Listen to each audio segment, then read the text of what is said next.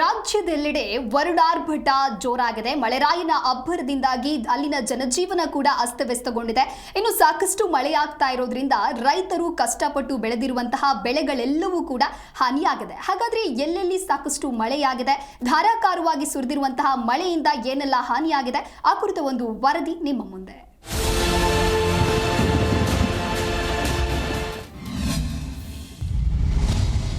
ಮಗೆ ರಣಮಳೆಗೆ ಜನಜೀವನ ಅಸ್ತವ್ಯಸ್ತ. ರಸ್ತೆ ಸೇತುವೆ ಮುಳುಗಡೆ, ಬೆಳೆ ಹಾನಿ. ಬಂಗಾಳ ಕೊಲ್ಲಿಯಲ್ಲಿ ವಾಯುಭಾರ ಕುಸಿತ ಹಿನ್ನೆಲೆ ಹಾಸನ, ಮಲೆನಾಡು, ಕರಾವಳಿ ಭಾಗದಲ್ಲಿ ಧಾರಾಕಾರ ಮಳೆಯಾಗ್ತಿದೆ. ಚಾರ್ಮಾಡಿ ಘಾಟಿಯಲ್ಲಿ ಮಳೆಯಿಂದ ಮಂಜು ಆವರಿಸಿದ್ದು ವಾಹನ ಸವಾರರು ಸಂಚರಿಸಲು ಪರದಾಡುವಂತಾಗಿದೆ.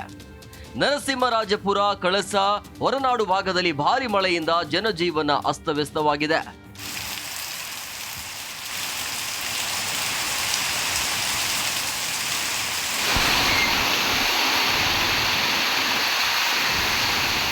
ಇತ್ತ ಹಾಸನ ಜಿಲ್ಲೆ ಸಕಲೇಶಪುರ ತಾಲೂಕಿನಲ್ಲಿಯೂ ಬಿಟ್ಟು ಬಿಡದೆ ಮಳೆ ಸುರಿಯುತ್ತಿದೆ. ಮಳೆಯಿಂದ ರಾಷ್ಟ್ರೀಯ ಹೆದ್ದಾರಿ 75ರ ಹೆಗ್ಗದ್ದೆ ಬಳಿ ಭೂಕುಸಿತ ಆಗಿದೆ. ಭಾರಿ ಪ್ರಮಾಣದ ಮಣ್ಣು ರಸ್ತೆಯ ಒಂದು ಬದಿ ಸಂಚಾರ ಬಂದ್ ಆಗಿದೆ. ಬಿದ್ದಿರೋ ಮಣ್ಣನ್ನ ತೆರವು ಮಾಡದ ಪ್ರಾಧಿಕಾರ ನಿರ್ಲಕ್ಷ್ಯಕ್ಕೆ ಜನ ಕಿಡಿಕಾರಿದ್ದಾರೆ.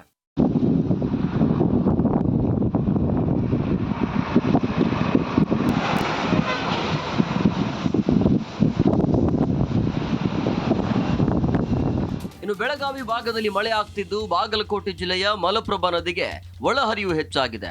ಇದರಿಂದ ಬಾದಾಮಿಯ ಕೊಣ್ಣೂರು ಸೇತುವೆ ಸುತ್ತಮುತ್ತ ಜಮೀನುಗಳಿಗೆ ನೀರು ನುಗ್ಗಿ ಬೆಳೆಗಳು ಜಲಾವೃತವಾಗಿವೆ.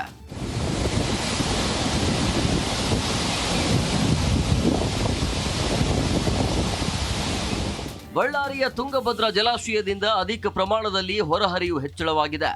ಇದರಿಂದ ಎರಡನೇ ಬಾರಿ ಕಂಪ್ಲಿ ಗಂಗಾವತಿ ಸಂಪರ್ಕ ಸೇತುವೆ ಮುಳುಗಡೆಯಾಗಿದೆ. ಅಲ್ಲದೆ ನದಿ ಪಾತ್ರದ ಜನರು ಸುರಕ್ಷಿತ ಸ್ಥಳಕ್ಕೆ ತೆರಳುವಂತೆ ಜಿಲ್ಲಾಡಳಿತ ಸೂಚಿಸಿದೆ.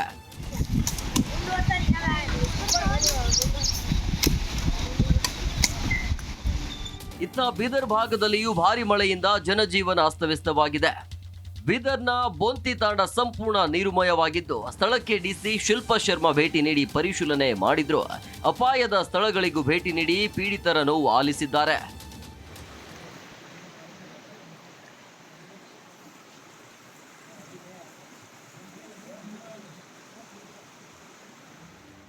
ವಿಜಯಪುರ ಜಿಲ್ಲೆಯ ಇಂಡಿ ತಾಲೂಕಿನ ಗುಂದವಾನ, ಕಪ್ಪನಿಂಬರ್ಗಿ, ಕೂಡಗಿ, ಬೆಳ್ಳೊಳ್ಳಿ ಗ್ರಾಮಗಳಲ್ಲಿ ಬೆಳೆಗಳಿಗೆ ನೀರು ನುಗ್ಗಿ ಮೆಕ್ಕೆಜೋಳ, ಸಜ್ಜೆ, ತೊಗರಿ, ಶೇಂಗಾ, ಉಳ್ಳಾಗಡ್ಡಿ ಹಾನಿಯಾಗಿದೆ. ಹಾನಿಯಾದ ಬೆಳೆಗಳಿಗೆ ಪರಿಹಾರ ನೀಡಬೇಕು ಅಂತ ರೈತರು ಒತ್ತಾಯಿಸಿದ್ದಾರೆ.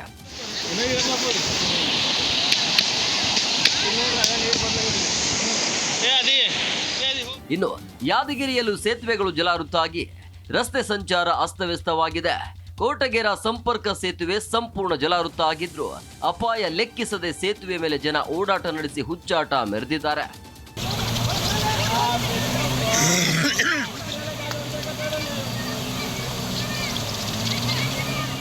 ಕಾವೇರಿ ಜಲಾನಯನ ಪ್ರದೇಶದಲ್ಲಿ ಭಾರಿ ಮಳೆಯಿಂದಾಗಿ ಕೆಆರ್ಎಸ್ ಜಲಾಶಯಕ್ಕೆ ಒಳಹರಿವು ಹೆಚ್ಚಾಗಿದೆ. ಹೀಗಾಗಿ ಜಲಾಶಯದಿಂದ ಹೊರಹರಿವು ಹೆಚ್ಚಿಸಲಾಗಿದ್ದು ಹಳೆ ವೆಲೆಸ್ಲಿ ಸೇತುವೆ ಮುಳುಗಡೆ ಹಂತದಲ್ಲಿದೆ. ಇನ್ನೊಂದು ಕಡೆ ಶ್ರೀರಂಗಪಟ್ಟಣದಲ್ಲಿ ಪ್ರವಾಹದಲ್ಲಿ ಸಿಲುಕಿದ್ದ ವ್ಯಕ್ತಿಯ ರಕ್ಷಣೆ ಮಾಡಲಾಗಿದೆ.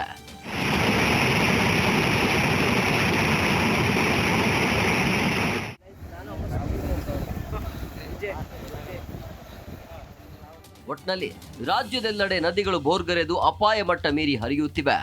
ಒಂದು ಕಡೆಯೂ ಮಳೆಯೂ ಹೆಚ್ಚಾಗಿದ್ದು ಇನ್ನಷ್ಟು ಪ್ರವಾಹದ ಆತಂಕ ಹೆಚ್ಚಿಸಿದೆ. Desk bureau, G Kannada news.